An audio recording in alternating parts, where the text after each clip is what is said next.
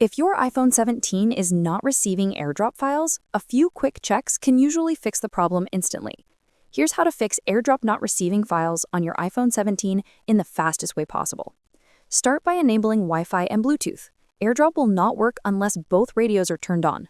Just open Settings, tap Wi-Fi, and turn it on, or make sure that it's enabled. Then go back, tap Bluetooth, and make sure it's enabled as well. Next, check your AirDrop settings. Sometimes receiving is restricted, which prevents your iPhone 17 from showing up. Go back to the main settings screen and tap General. Then tap AirDrop and choose Everyone for 10 minutes for easier detection.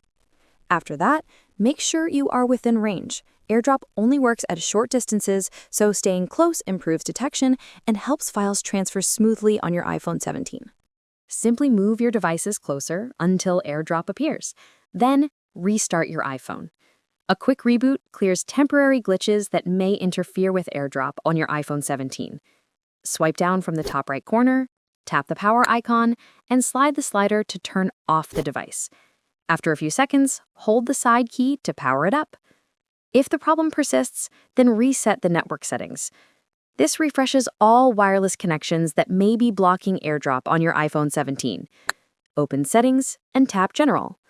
Scroll down and tap Transfer or Reset iPhone, then tap Reset. Choose Reset Network Settings.